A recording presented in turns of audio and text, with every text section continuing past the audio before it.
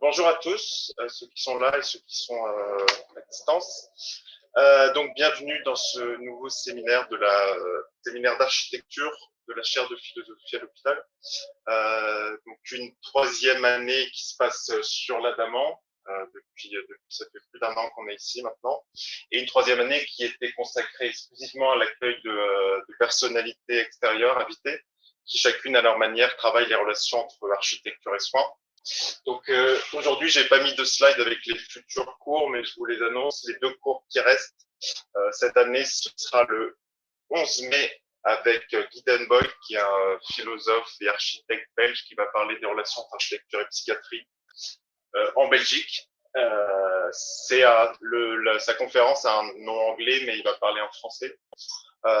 Donc ça, ce sera le 11 mai à 18h. Il va notamment parler d'un projet que j'aime énormément, et je suis pas le seul, qui est le centre psychiatrique Caritas en Belgique, qui est un travail exceptionnel qu'il a fait avec les architectes à DVVT.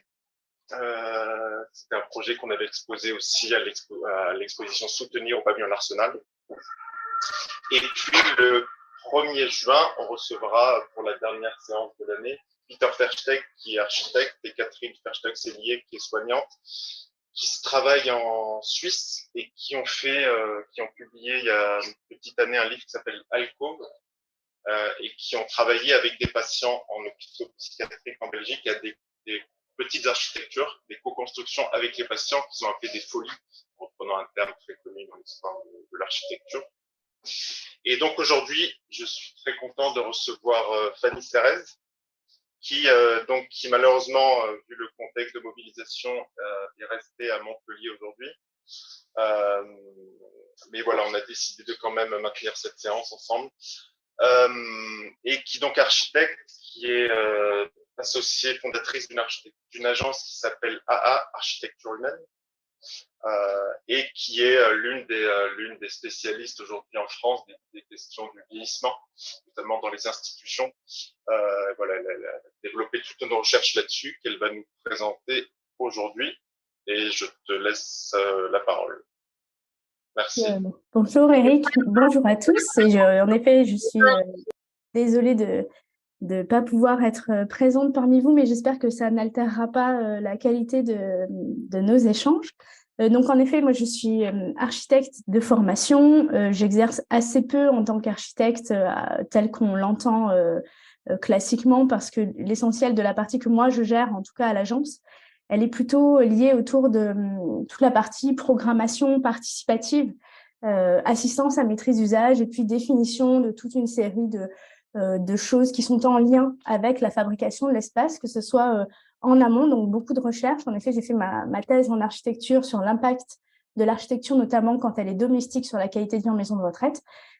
Et puis, voilà, on a un département aussi de maîtrise d'œuvre qui est plus classique, d'architecture d'intérieur, et on explore beaucoup l'évaluation post-occupationnelle avec une idée qui est assez simple, mais c'est qu'on a besoin de beaucoup plus de savoir fondé scientifiquement, enfin beaucoup plus d'éléments de preuve pour concevoir ces lieux qui sont quand même relativement complexes. Donc, j'allais dire, tout ça repose sur plusieurs manières de concevoir et de voir l'architecture. Il y a une façon qui est la manière, j'allais dire, du maçon ou de l'ingénieur, et qui serait de considérer que faire de l'architecture, c'est faire des murs, c'est faire des façades, c'est construire du plan. Ou il y a une autre façon que nous, on aime beaucoup plus à l'agence, qui est de dire que finalement, construire ces murs, c'est pas une fin en soi, c'est pas le rôle de l'architecture, c'est plutôt un moyen. Et un moyen pour faire quoi? Pour créer de l'espace, du vide. Et dès qu'on commence à s'intéresser à la création de l'espace, donc de vide contenu à l'intérieur de ces murs, ça pose tout de suite la question du vide. Oui, mais pour faire quoi? Du vide pour qui? Et donc, du vide pour quelles activités? Et c'est un regard qui est un peu différent. Et nous, la façon dont on regarde l'architecture, on se dit être architecte, finalement, c'est abriter les êtres humains, leurs activités et leurs rêves, donc toute une série de choses qui nous amènent à nous intéresser bien plus que simplement à l'art de bâtir. Et donc, s'intéresser à ces fameux êtres humains. Et là, j'allais dire, on pourrait s'appuyer sur tous les principes de psychologie pour les allier avec la question architecturale, et on retombe sur une discipline qui est assez peu connue en France, mais qui a été très productive depuis les années 70 dans le milieu anglo-saxon, qui est la psychologie environnementale, et qui s'intéresse précisément à l'interaction qu'il y a entre les êtres humains et leur environnement, et qui le considère comme un système totalement indissociable. en se disant qu'on ne peut pas regarder et interpréter un individu et son comportement, son identité, sans regarder dans quel lieu ces comportements se façonnent et se créent. Et quand on s'intéresse à la psychologie environnementale, on découvre qu'il y a deux grandes hypothèses qui ont été posées.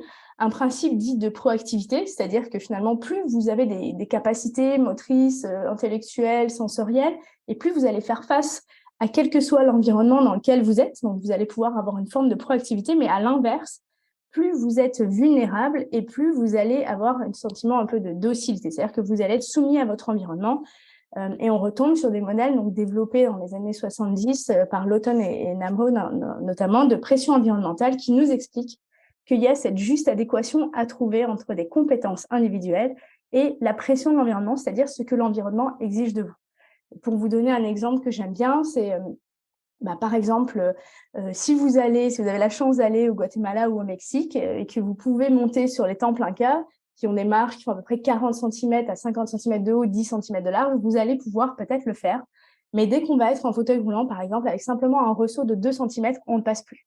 Et on voit bien qu'il y a cet enjeu, en fait, d'adéquation entre les deux pour trouver cette zone de confort et de performance maximale. Et très souvent, on comprend assez bien cette situation qui est ici, qui est que quand on a un environnement qui exige beaucoup de nous et qu'on a peu de capacités, on va être frustré de ne pas pouvoir le faire, ça va renforcer la situation de handicap dans laquelle on va être, etc. La chose qu'on sous-estime souvent, notamment dans les lieux de vie institutionnels, c'est cette deuxième partie, c'est-à-dire des personnes qui auraient des compétences très, très élevées et qui seraient dans un environnement qui ne demande absolument rien d'elles. Et typiquement, on voit souvent dans les établissements où tout est absolument très, très adapté, très, très accessible, où en fait, même quand on a des compétences, on a peu l'opportunité de les exercer. Et ça aussi, ça génère des comportements et des émotions négatives. Et donc, on est à la recherche de cette juste adéquation et de cet environnement qui, à la fois, incapacite les personnes et en même temps, j'allais dire, leur permet de développer aussi un maximum de confort.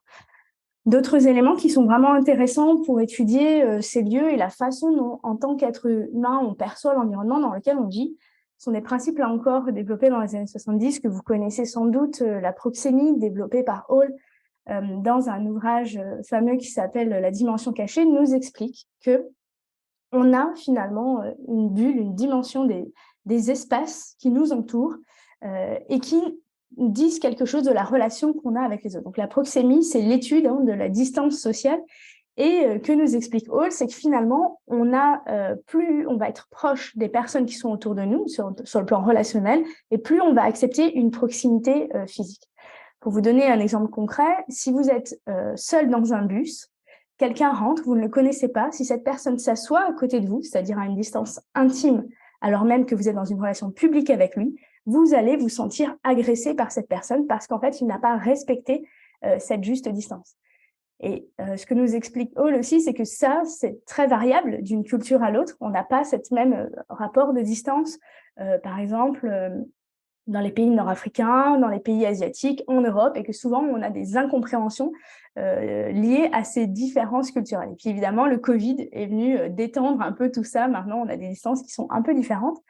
Et ce qui est intéressant, c'est que quand on commence à regarder la façon dont l'architecture est constituée et dont on construit nos maisons, par exemple, on voit bien qu'on a construit les lieux avec toute une série de seuils qui permettent précisément de s'assurer qu'on va maintenir cette juste distance. Par exemple, vous allez voir qu'entre une maison, entre la rue et le jardin, vous allez avoir un portail, que par le portail, vous allez pouvoir parler à des personnes que vous ne connaissez pas. On va voir que jusqu'à la porte d'entrée, on va laisser entrer le facteur, et puis qu'après la porte d'entrée, il va y avoir la salle à manger, etc. Et qu'il y a toute une série de seuils, et que finalement, dans la zone la plus intime, la chambre, par exemple, on ne va pas laisser rentrer n'importe qui. Et ça, c'est des choses, cette structuration de l'espace, du public à l'intime, avec toute une série de seuils qui permet de comprendre ce qu'on est autorisé à faire, c'est des choses qui souvent n'existent pas dans les établissements, où vous pouvez avoir finalement à traverser, à passer devant des chambres, la porte ouverte, avant d'entrer dans les parties plus publiques, et parfois même des livraisons qui se font. Donc, on a finalement cette distance qui est toute mélangée.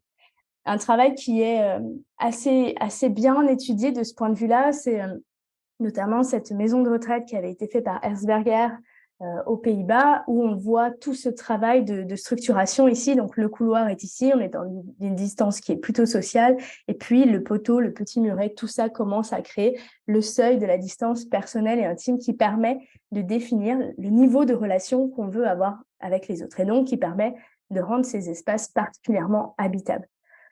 Autre chose qui sont apprises par la proxémie et qui nous intéresse aussi, c'est la question en fonction de comment je me positionne dans l'espace, ça va générer plus ou moins d'interactions avec les personnes qui sont autour de moi.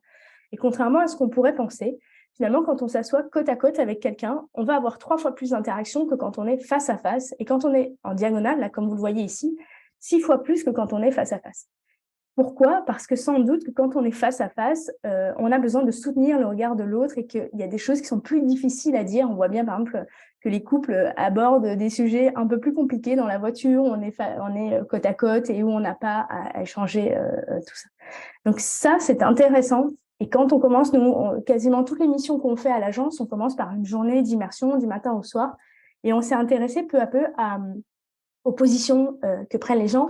Et quand on observe, on voit qu'il y a des places, que toutes les places ne se valent pas et qu'il y a des personnes qui se battent, par exemple, pour un fauteuil. Et là, on se dit, bah, tiens, mais qu'est-ce qui fait que ce fauteuil, il est plus attirant que tel autre fauteuil?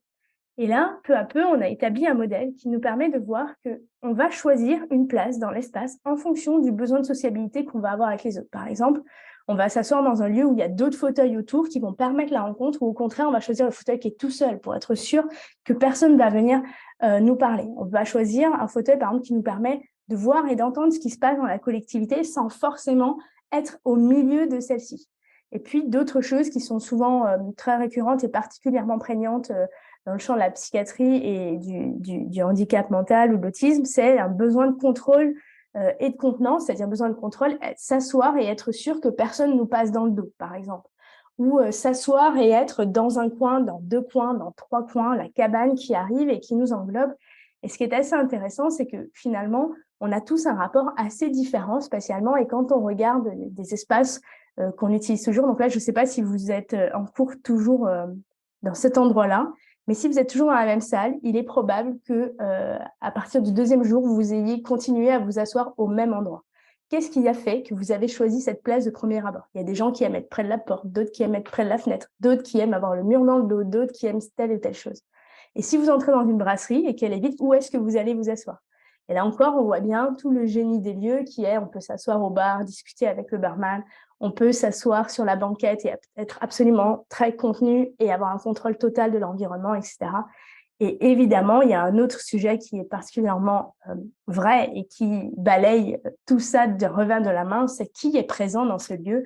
Et quand on aime quelqu'un dans le lieu et qu'on a envie de le voir, finalement, ça balaye plein de choses. Et à l'inverse, même le lieu le plus agréable du monde, votre place préférée, si c'est à côté de quelqu'un que vous ne pouvez pas supporter, alors ça va créer une distance qui est différente.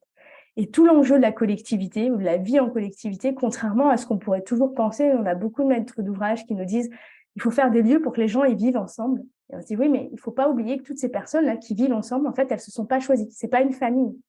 Et à partir du moment où elles ne se sont pas choisies, ça veut dire que pour pouvoir vivre à long terme avec des gens qu'on n'a pas choisis, sans doute qu'un des premiers critères, c'est de pouvoir éviter ces personnes-là. Et donc, de commencer à s'intéresser aussi à l'usage. Par exemple, pouvoir prévisualiser, voir dans un lieu avant de décider d'entrer ou pas et de vérifier qu'il y a la personne que j'aime bien ou au contraire vérifier qu'il n'y a pas la personne que j'aime pas. Et ces questions d'usage, c'est-à-dire la façon dont on utilise l'espace, c'est intéressant en architecture parce qu'on est souvent dans des lieux qui sont conçus selon des préoccupations fonctionnelles.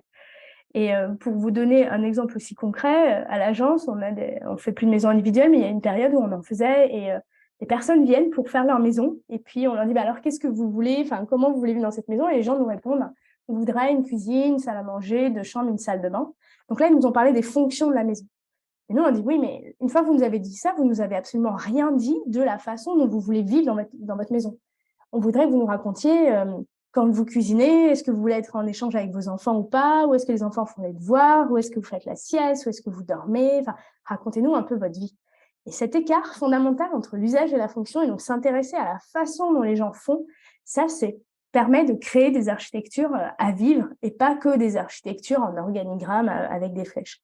Et là, 2 autres exemples. Typiquement, vous voyez ce bus, donc la fonction d'un bus, déplacer 51 personnes d'un point A à un point B. Et à cet instant précis, l'usage du bus a en fait une table de pique-nique. Ou la fonction de ce muret, c'est d'empêcher, donc vous voyez que l'entrée, là, elle est au nord. Ça veut dire qu'à chaque fois qu'il va y avoir du vent, il va y avoir des feuilles qui vont rentrer dans le hall. Et donc, la fonction du muret est de protéger le hall d'entrée de ça. Mais l'usage, c'est le café du commerce, c'est toute une série de rencontres, etc. Et quand on commence à s'intéresser à ça et à observer, on peut implémenter l'espace de toutes ces choses-là. Donc, on vit l'espace avec le corps et avec le corps qui se déplace dans l'espace. Et on vit l'espace aussi de manière ultra sensorielle. Donc, quand on voit bien, les études nous montrent qu'en moyenne, 80%, 83%, la perception qu'on a de l'environnement, elle est visuelle. Et donc, ça a une place qui est très, très importante. Mais la réalité, c'est qu'on perçoit aussi l'espace avec l'ouïe, par exemple, les yeux fermés, vous pouvez savoir s'il y a de la hauteur sous plafond, vous pouvez savoir si vous êtes dans une église, vous pouvez savoir si vous êtes dans un service de réanimation, vous pouvez savoir si vous êtes dans une cantine. En fait, on a beaucoup d'éléments de compréhension sur le plan. Vous pouvez savoir si vous êtes dans le métro, par exemple, les yeux fermés. On a l'odorat aussi qui nous informe beaucoup sur l'espace dans lequel on est. Et l'odorat est particulièrement intéressant parce qu'en fait, ça mobilise la partie frontale du cerveau, qui est celle qui déclenche directement toute la partie émotionnelle. Et donc, on a beaucoup de réminiscences par l'odorat. Et qu'est-ce qui génère l'odeur d'un lieu? Donc là, c'est pareil, les yeux fermés. Vous savez si vous êtes à l'hôpital, dans un restaurant gastronomique, dans une église ou chez vous ou chez votre grand-mère. Et à quoi ça tient, cette question de l'odeur d'un lieu? Ça tient à quels sont les matériaux qui sont utilisés pour construire le lieu. Si c'est en pierre, si c'est en bois, si c'est en sol PVC, c'est pas pareil, ça n'a pas la même odeur. Ensuite, ça tient à quels sont les produits qu'on utilise pour laver ce lieu. Ça tient à où est-ce que vous lavez votre linge, par exemple, et avec quelle lessive, et puis où est-ce que ce linge est étendu, et puis où est-ce qu'il y a des choses qui se cuisinent, avec quelle huile, avec quelle épice, qu'est-ce que vous utilisez pour laver votre propre corps à vous, comment vous vous parfumez, est-ce qu'il y a des animaux ou pas des animaux. En fait, tout ça crée une signature absolument unique d'un lieu, et on se rend compte que dans les lieux de vie institutionnelle, très souvent, ces fonctions domestiques, le linge, la cuisine, en fait, tout ce qui génère des odeurs qui sont plutôt réconfortantes et sont des fonctions qui ont été externalisées des espaces et qui ont été mises un peu plus loin. Et du coup, il reste que d'autres choses, notamment le stockage des poubelles, etc., des plateaux qui arrivent, donc une nourriture qui ne sont pas forcément très bons, et puis des sols souples, donc plein de colle, qui sont nettoyés avec des détergents désinfectants. Et tout ça, ça crée cette odeur de l'hôpital qui est très forte, très prégnante. Et puis, autre sens avec lequel on perçoit l'espace, notre plus grand organe sensoriel, c'est la peau. Et les mains posées sur une table, par exemple, je ne sais pas ce que vous avez devant vous, mais très souvent, on a des tables qui font croire à nos yeux que c'est du bois, mais les yeux fermés, les mains sur la table, votre corps sait si c'est ou si ça n'est pas du bois. Et donc, on a toute une série de façons de comprendre l'espace de manière très sensorielle. Et ce point, il est absolument important, notamment quand on a des publics qui ont un rapport troublé ou des troubles cognitifs, c'est-à-dire qu'une difficulté à interpréter les signaux sensoriels. Vous allez avoir typiquement cette table qui fait semblant d'être du bois, mais qui n'en est pas, donc qui envoie un signal à mes yeux, mais qui envoie un signal différent à mes mains. Et ça génère de la confusion, de l'agitation verbale, typiquement. Et donc, on a un vrai enjeu à aller vers des choses qui soient plus authentiques, qui soient plus claires et qui aillent vers de la compréhension sensorielle. Donc, en fait, avancer vers des notions d'ambiance. Et il y a des travaux de certains architectes que vous connaissez peut-être qui se sont portés essentiellement sur ce sujet-là, de la fabrication des ambiances et des atmosphères et la manière de créer des lieux qui nous touchent, qui nous enveloppent. Voilà, donc ça, c'est qui mobilise tous les sens. Et très souvent, dans les établissements médico-sociaux, on voit des lieux de stimulation sensorielle, typiquement des espaces Nos-Hélènes que vous avez peut-être déjà vus, des espaces où il y a des matelas à bulles, des choses un peu fluorescentes, etc. Moi, je suis toujours assez étonnée de voir comment on a pu totalement aseptiser l'environnement. Et puis, donc, il n'y a absolument plus rien qui stimule, ni la vue, ni l'odorat, ni le toucher. Tout est absolument très lisse et très plat. Et puis après, venir faire une espèce de petit espace pilule concentré de toute cette stimulation, alors que la stimulation, elle pourrait être partout, tout le temps, et de manière très, très naturelle. Et pour parler du sens, donc des sens, mais on peut parler aussi du sens, une autre chose qui est vraiment intéressante et dont on a peu conscience dans notre rapport à l'espace, c'est que dans tout ce qu'on voit, on passe notre temps en permanence à attribuer des caractéristiques et voilà, à interpréter ce qu'on voit. Pour vous donner un exemple, donc si vous voyez ces deux chaises, et si je vous dis laquelle est masculine et laquelle est féminine, vous pouvez répondre à ça, alors même que le genre n'est pas une caractéristique de chaise. Et si on va même plus loin, en sémiologie, vous voyez, si je vous montre ces trois lignes et si je vous dis laquelle est énervée, laquelle est stable et laquelle est joyeuse, vous pouvez répondre à ce niveau total d'abstraction. Donc, l'environnement nous parle. Les designers automobiles savent très, très bien faire des lignes de voitures qui renvoient des choses de dynamisme ou de joie et chacun va choisir. Et d'ailleurs, quand on choisit nos vêtements, on fait que ça tous les jours, on ne s'en rend pas compte, mais c'est quelle image ça renvoie de moi, qu'est-ce que ça dit finalement. Et pour aller toujours autour de ces espaces, typiquement sur le mobilier, tous ces objets qui nous entourent, si je vous montre ce fauteuil, par exemple, et si je m'assois là, je suis qui? Et puis là, et puis là. Le simple fait que je me déplace de 50 centimètres, mes fesses, d'un endroit à l'autre, fait que vous allez me regarder différemment, que vous allez m'adresser la parole différemment, que vous allez penser que j'ai des compétences différentes, que vous allez sans doute pas me donner la même chose à manger, etc. Et là, on voit bien qu'il y a un enjeu ou un effet en fait potentiel de stigmatisation qui est très grand par l'aspect visuel de ce qui nous entoure. Et donc, c'est des dimensions sur lesquelles on a vraiment envie de travailler pour faire en sorte qu'on aille vraiment vers des lieux qui soient capables de générer des émotions les plus positives possibles. Donc aujourd'hui, sur cette recherche des émotions positives ou même sur la recherche de la beauté, on a surtout beaucoup de travail qu'on retrouve en architecture dans toute la dimension spirituelle et religieuse, mais on a besoin, notamment dans ces lieux qui sont des lieux qui accueillent beaucoup de souffrance, de travailler autour de ces questions du silence, de l'intimité, de l'enchantement. Et si tout ça vous intéresse, donc il y a un courant entier autour de l'architecture émotionnelle, notamment les écrits de Louise Barragan, qui sont très, très, très, très étayants sur tout ça.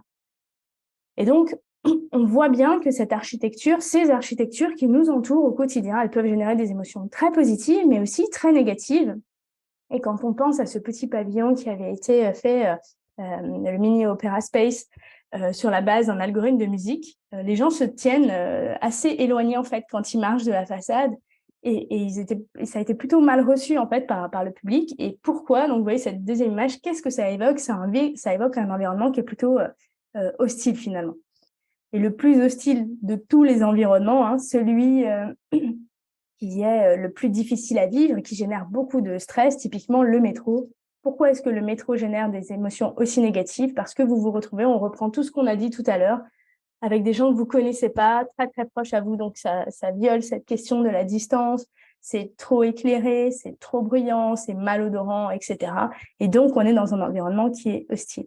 Et finalement, penser ces espaces, construire ces espaces que je disais tout à l'heure en tant qu'architecte, ça devrait être un travail comme celui d'un tailleur, d'une certaine manière, ce serait de partir des individus, de construire cette ambiance, cet environnement, ce qu'on veut qu'ils vivent, et après seulement de construire ce qui tient tout ça, la structure, la façade, etc.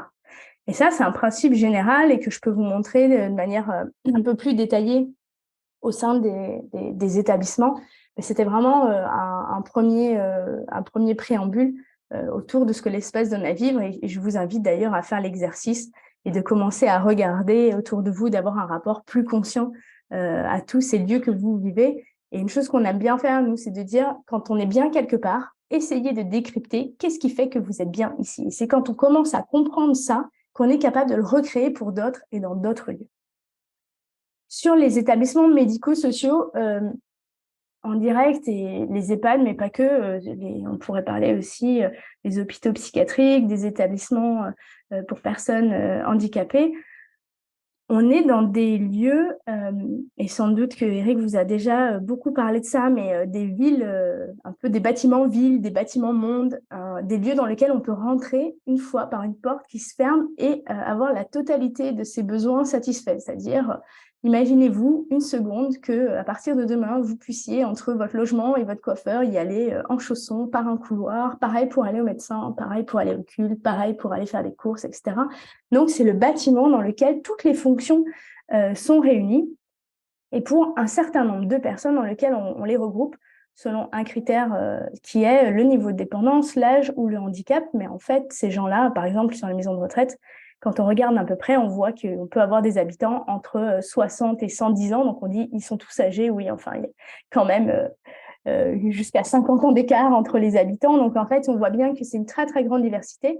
Et souvent, ces lieux sont clos et parfois en marge de la ville. Et tout ça nourrit toute une série de fantasmes. Et surtout, tout ça génère beaucoup de problématiques.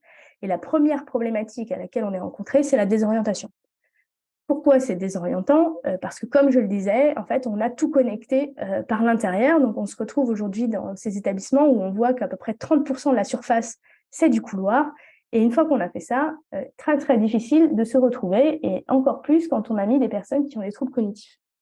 Donc, face à ce constat, il y a eu plusieurs courants, notamment aux États-Unis, qui ont tenté, j'allais dire, et puis peut-être d'aller jusqu'au bout de ce bâtiment-ville, de donner un caractère moins sanitaire et de faciliter l'orientation des personnes. Et donc, si vous voyez voilà, ce rez-de-chaussée avec ce coiffeur, etc., tout ça fait semblant d'être des rues.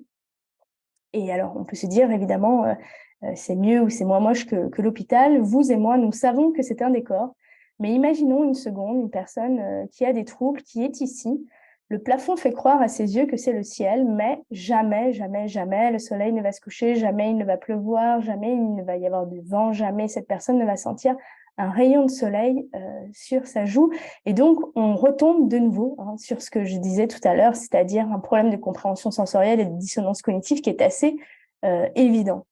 Autre problématique qui arrive avec ces bâtiments, c'est la furieuse envie de fuguer. Donc, en fait, une fois que les gens sont mis là-dedans, et les professionnels disent parce qu'ils ont des troubles, ils ont envie de fuguer. Et comme ils ont envie de fuguer, pas mal de dispositifs sont inventés pour les empêcher de faire, parmi lesquels la fameuse dissimulation de la porte. Donc, c'est des choses que vous avez peut-être déjà vues, qui sont scientifiquement démontrés avec une efficacité qui est très, très grande. C'est-à-dire qu'une fois que ces dispositifs sont installés, donc là, c'est du sticker, en fait, les personnes ne fuient plus.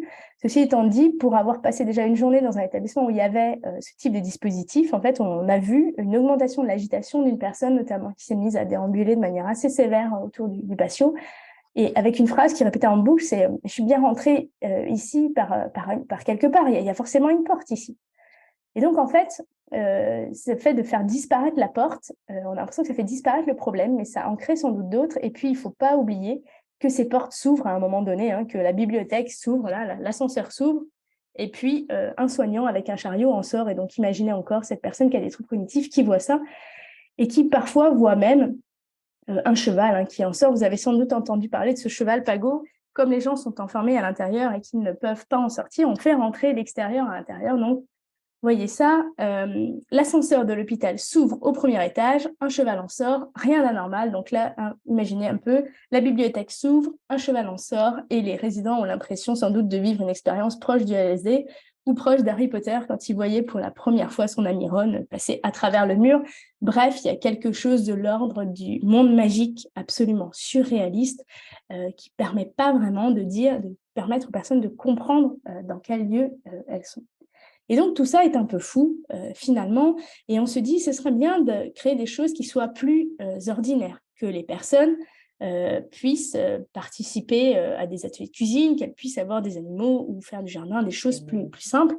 Et là, par contre, ce qu'on voit quand on est dans ces établissements, c'est que très souvent, pour exister, ce type de choses doivent avoir la dénomination du thérapeutique, c'est-à-dire qu'on va participer à un atelier de cuisine thérapeutique, on va avoir un chat thérapeutique et on va faire des ateliers de jardin thérapeutique. Et là, tout d'un coup, c'est pas ce qu'on fait qui est étrange ou les lieux dans lesquels on est, c'est la façon dont on parle des choses qui est étrange. Et je me souviens d'une fois où j'étais dans une unité, il y avait le fameux chat thérapeutique. Et je mangeais à midi avec les résidents et puis je demande à une des résidentes, donc atteinte de troubles cognitifs, si elle caressait le chat. Et elle me dit, bah non, moi, je touche pas au chat. Alors je lui dis, ah bon, mais vous êtes allergique? Elle me dit, pas du tout, mais vous savez, ce chat, il est thérapeutique, comme ces chevaux-là. Mais moi, je suis pas malade, donc je touche pas le chat.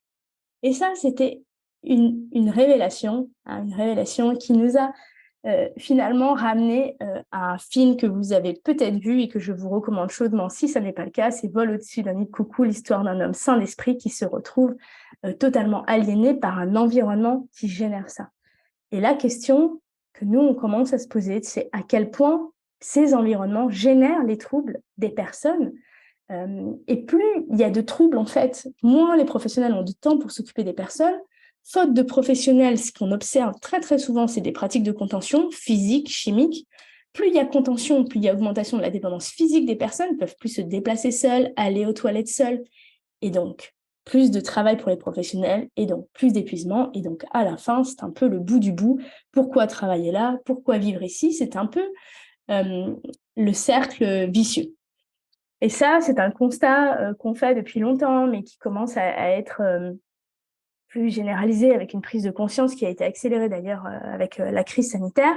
Mais dès 2018, la CNSA, donc la Caisse nationale pour la solidarité et l'autonomie, qui fixe les grandes orientations stratégiques pour les établissements médico-sociaux, c'est lundi de Pentecôte que nous travaillons et qui sert à l'ensemble de ces dispositifs, qui nous disait en 2018, peut-être qu'il est temps de changer de paradigme dans notre tête, qu'on arrête de penser en termes d'âge, de handicap, de maladie et des besoins associés, mais qu'on commence à s'intéresser à la personne elle-même et à ce à quoi elle aspire en tant que personne. C'est-à-dire que, par exemple, vous pouvez avoir besoin de faire un régime, mais avoir très, très envie de manger des frites. Quand vous êtes chez vous, vous pouvez bien faire ce que vous voulez. En établissement, c'est sans doute un peu moins vrai parce qu'il y a la diététicienne qui vous fait un plan d'équilibre alimentaire et qui vous explique comment il faut manger pendant les 3 prochaines semaines. Et donc, la CNSA nous dit, à ce moment-là, il faut qu'on arrête d'héberger ces personnes. C'est pas suffisant. Il faut qu'on leur propose un vrai chez-soi.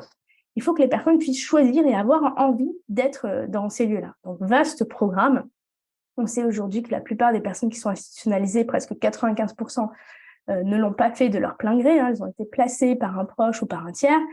Et là, il s'agit de dire, non, maintenant, il va falloir faire en sorte que l'établissement devienne un domicile parmi les autres.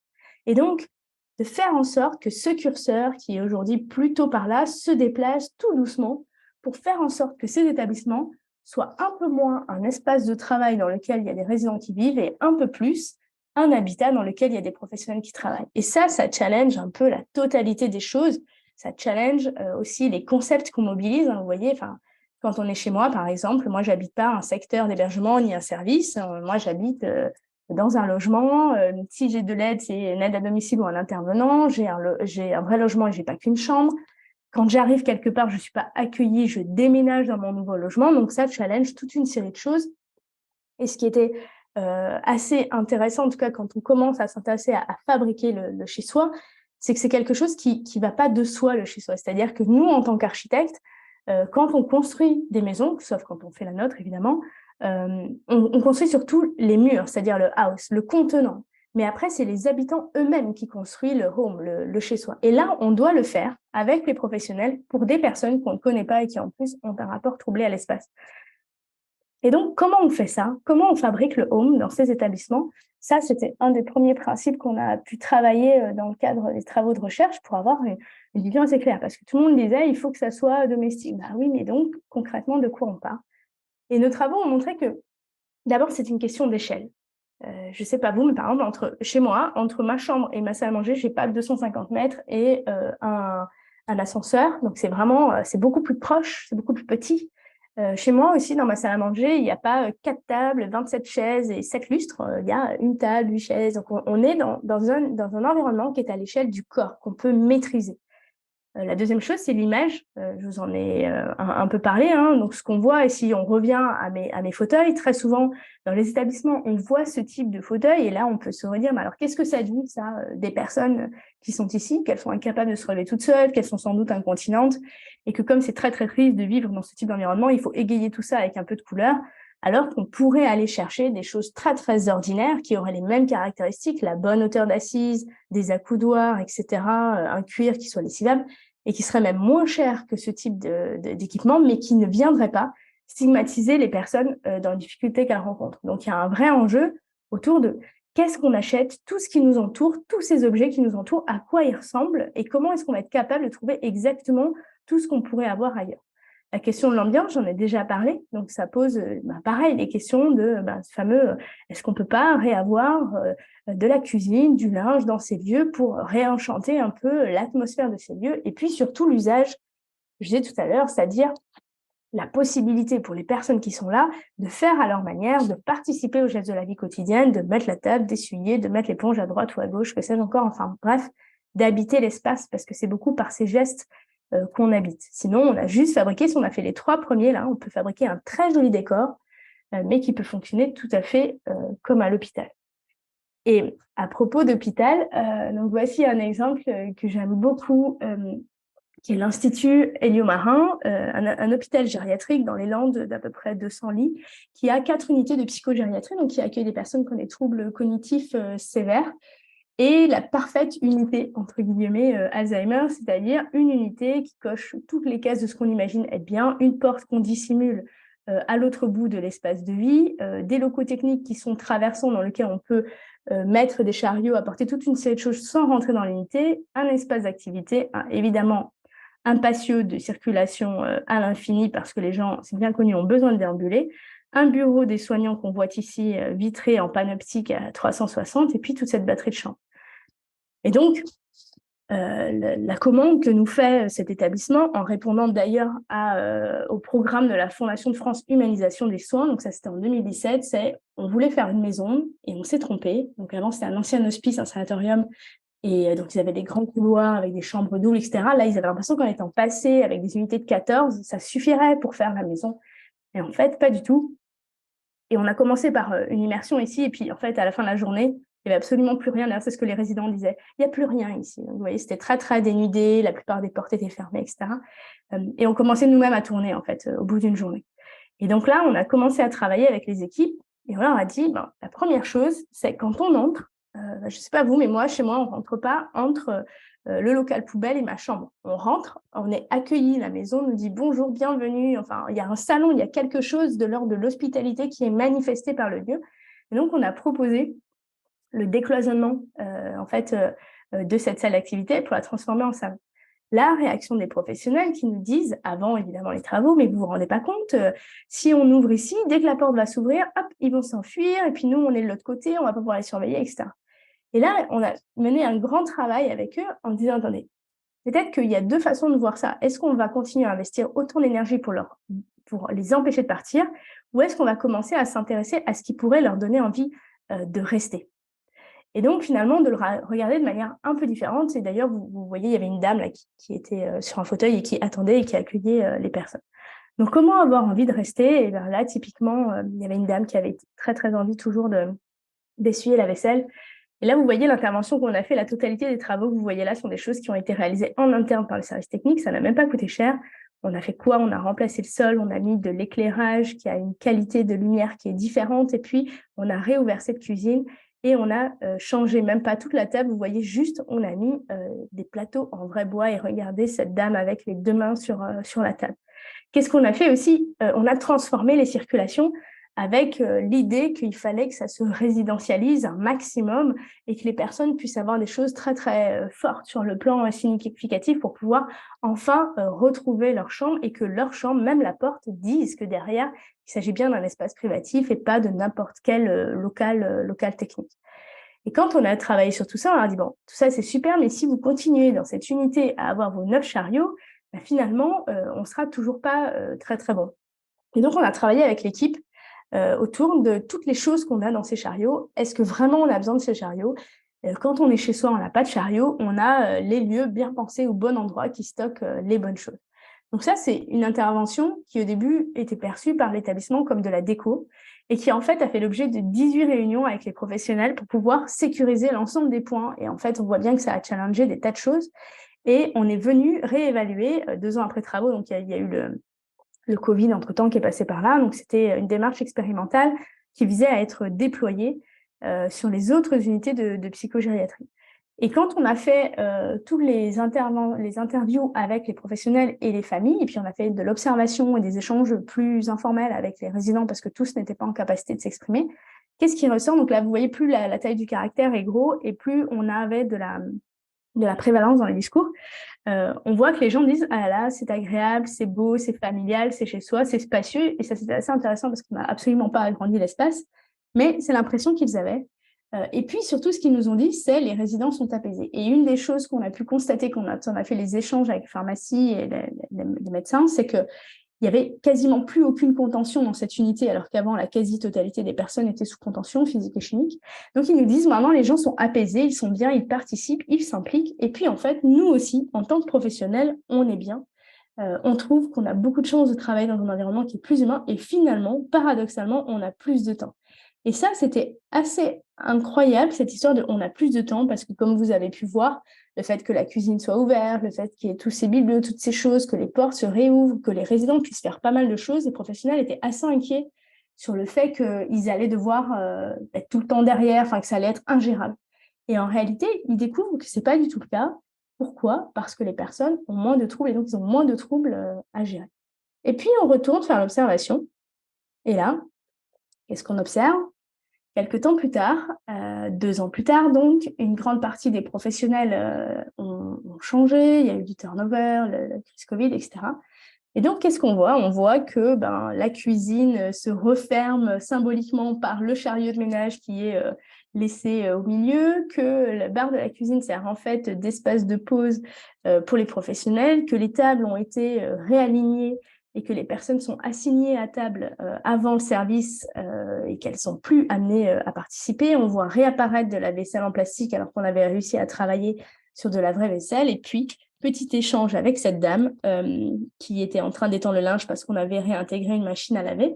Je me dis, ah bah voilà, ça c'est plutôt positif. Donc, je discute avec elle et puis je lui dis, ah, mais vous étendez votre linge? Elle me dit, pas du tout, mais je ne suis pas chez moi ici. Vous savez, je suis chez mes amis là et je les aide. Et donc, en fait, on avait bien réussi à ne plus être à l'hôpital, mais par contre, et à être dans une maison, mais pas dans leur maison à eux, dans la maison des professionnels où ils étaient toujours hébergés. Et finalement, je vais dire, pour moi, c'était un peu la grande déception, voire presque le pire que tout, parce qu'on leur faisait croire qu'ils allaient être chez eux, puis en fait, non. Et pourquoi? Parce qu'ils n'étaient pas allés au bout de la transformation des pratiques, au bout de la réécriture des fiches de poste, au bout de la réécriture du séjour, du contrat de séjour, du règlement de fonctionnement, etc. Et pour nous, ça a été la découverte en tant qu'architecte. Et puis, en fait, ce qu'on vise, c'était pas tant de faire des choses qui soient jolies, photographiées sur notre site Internet. Ce qu'on vise, c'est vraiment la réinvention de l'expérience de vie des personnes et qu'elles puissent être habitants chez elles jusqu'au bout de leur vie. Eh bien, on n'y est pas.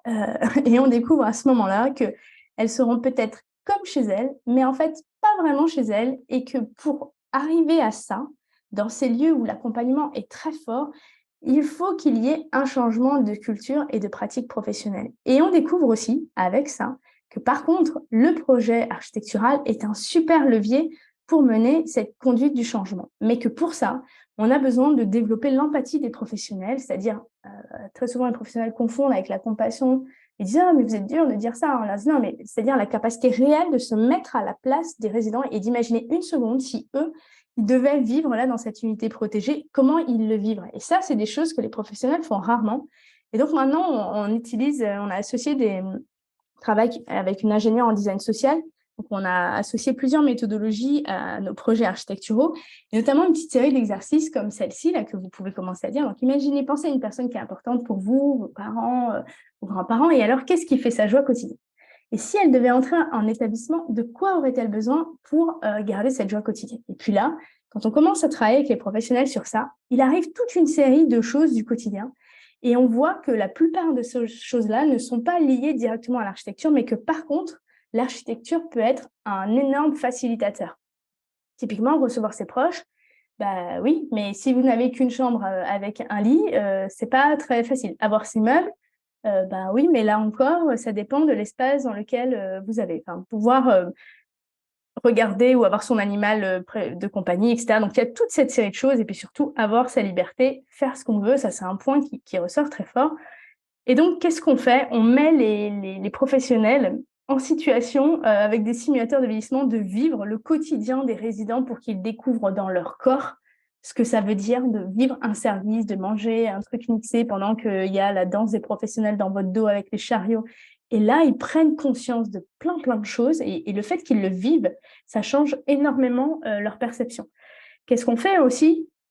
On leur apprend à écouter les personnes.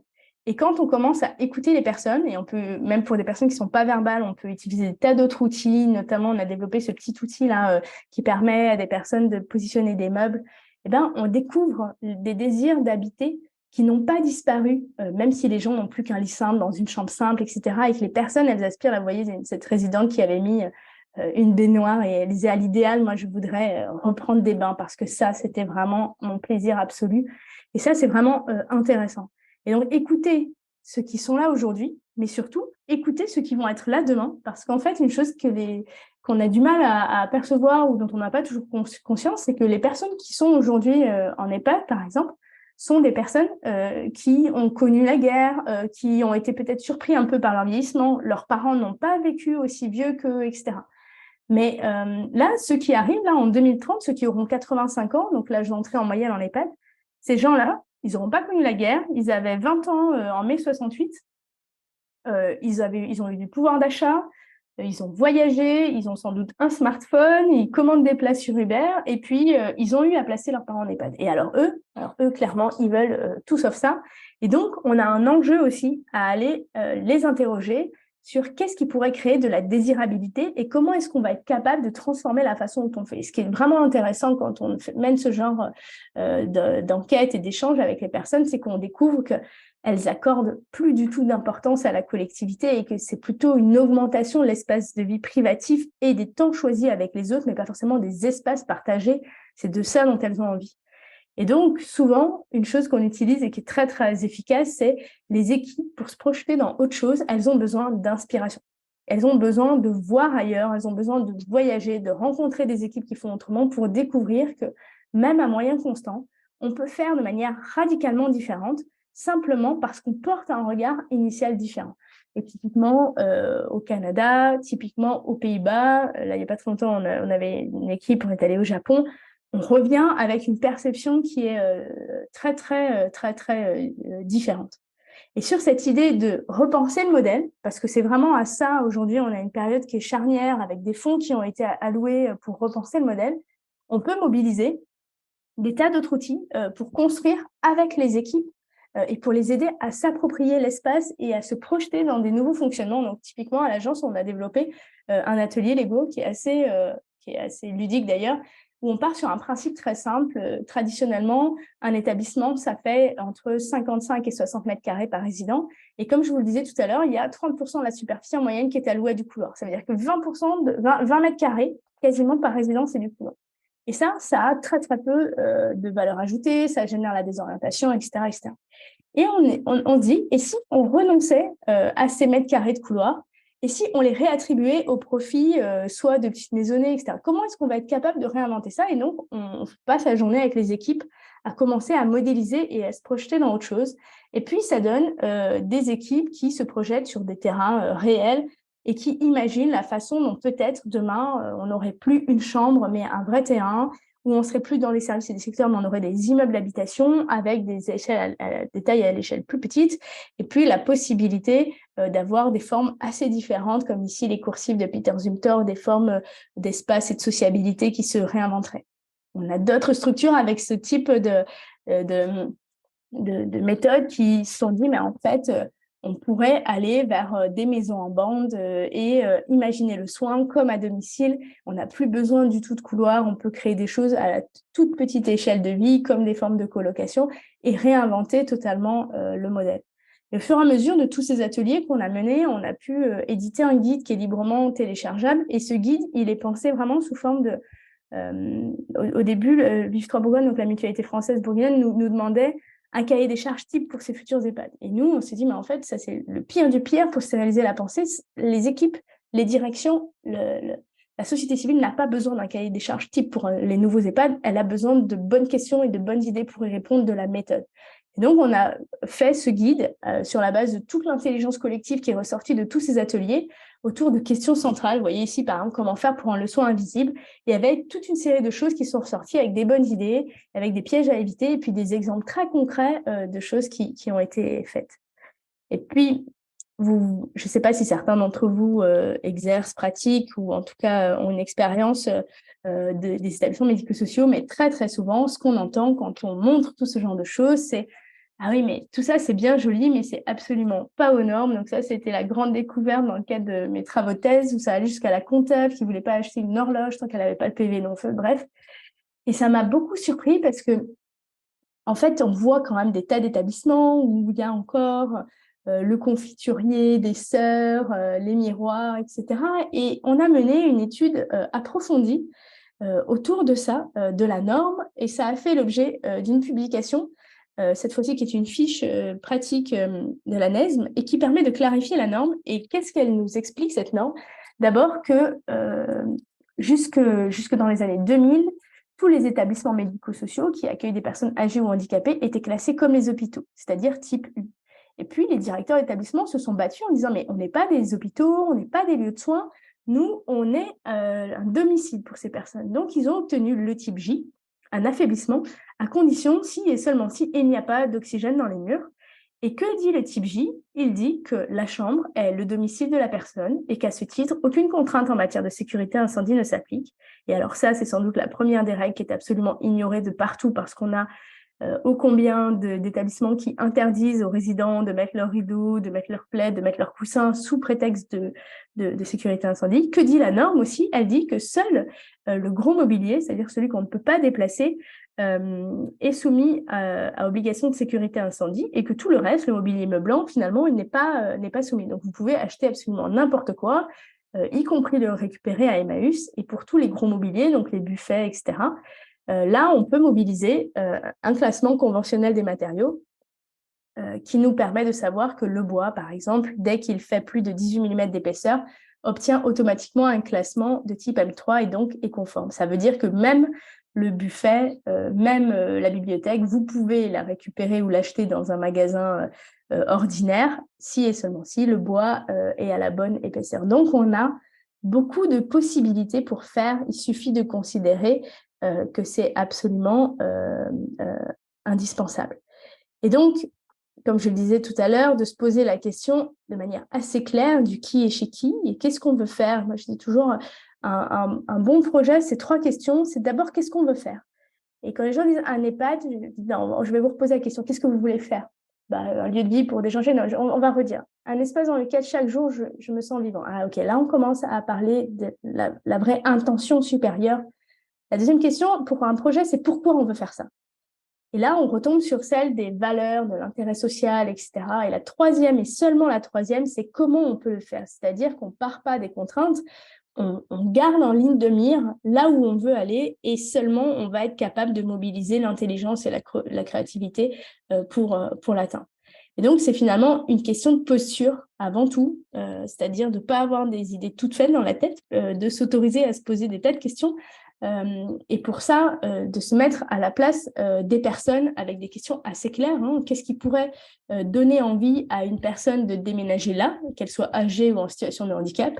Est-ce que moi, j'irais là, en fait, déjà? Et je crois que tant que la réponse, elle sera non, moi, jamais de la vie, je viendrai vivre là, mais alors on est à côté, hein, on ne peut pas se satisfaire d'une réponse qu'on n'accepterait pas pour soi-même. En tout cas, moi, je pense que ça pose plein de questions et que pour ça, ça nécessite d'abandonner toute forme de stéréotypes et de vraiment adopter le point de vue des personnes. Et donc, comme je le disais, on a publié pas mal de choses.